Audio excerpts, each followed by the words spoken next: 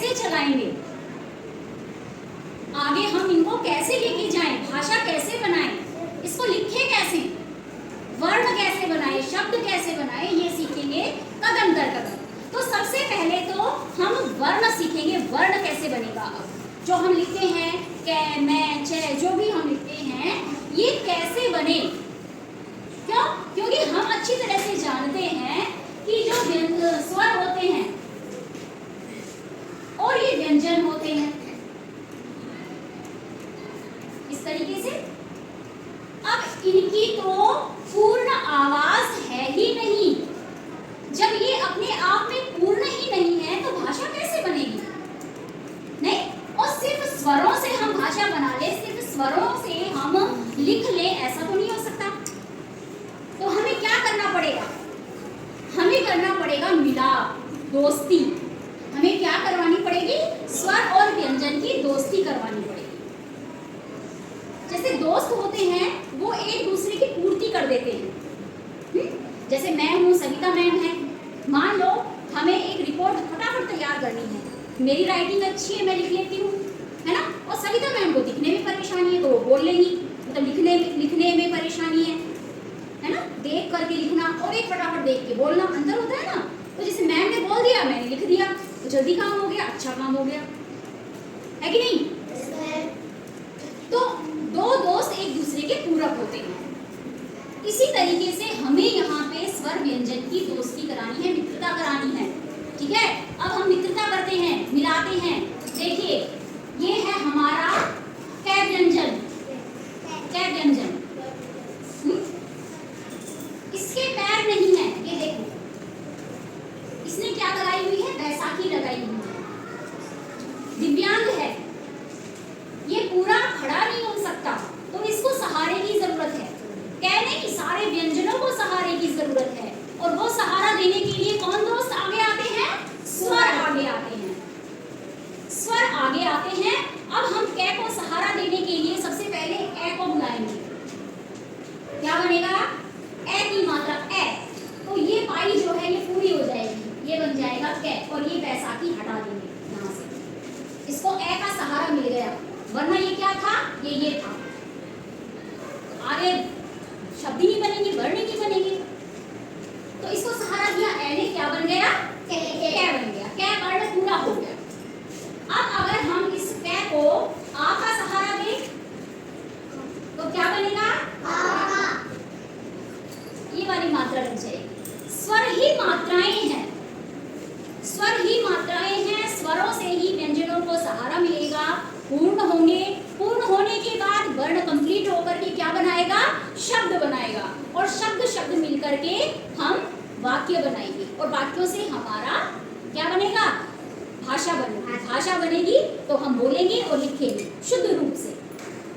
तो अब हम पूरी, जिसको 12 खड़ी बोलते हैं, जिसमें सारे के सारे व्यंजन को कै के रूप आ जाते हैं, कै की मात्राएं आ जाती हैं, वो लिखेंगे। आ की मात्रा, आप स्वर मिलाया तो हमने क्या प्राप्त किया? आ।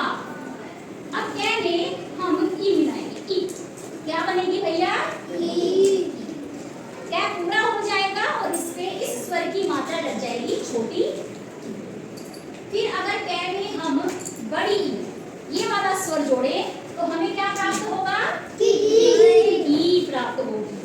और इस कै में अगर हम इस स्वर को जोड़े तो इस स्वर की मात्रा लग करके ये पूरा हो जाएगा, उ बन जाएगा, है ना।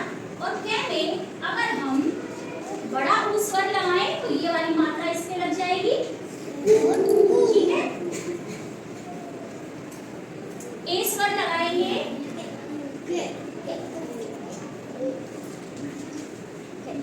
अ स्वर लगाएंगे, ओ स्वर लगाएंगे, और इसमें औ स्वर लगाएंगे, ठीक है। अब कम और अह बचे, तो ये हमने किसमें गिने थे? अम और अह को हमने स्वर नहीं गिना था, किसमें गिना था इनको? किसको याद है? भूल गए? अयोग वाह वर्ण, ठीक है।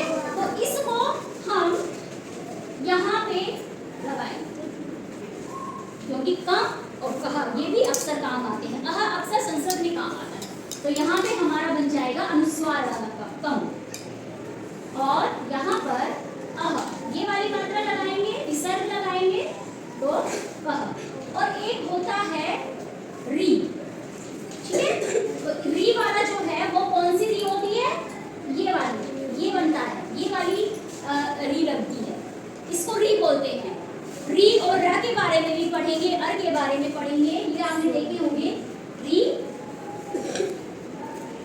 और ये वाले, ये सारे र हैं, सारे र हैं, र नहीं, ये री है, ये अर है, ये र, जो भी है हम इसके बारे में बाद में चर्चा करेंगे। अभी हम स्वर और व्यंजन की दोस्ती पे फोकस करते हैं, फोकस करना ध्यान देते हैं। तो हमने ध्यान दिया, इस तरीके से स्वरों ने क्या किया, इसको पूरा करके पूरी बारह खड़ी बना दी, इसकी सारी मात्राएं इसको लगा करके दे दी।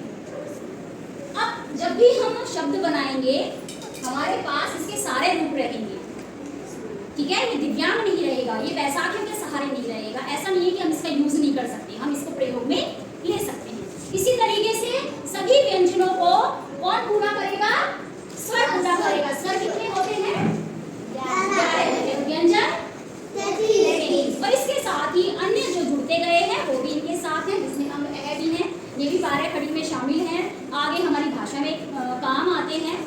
समझ में आ गया आप लोगों को, ठीक है। तो अब आगे हर व्यंजन का आप इस तरीके से स्वरों की मात्राएं मिला करके बनाएंगे।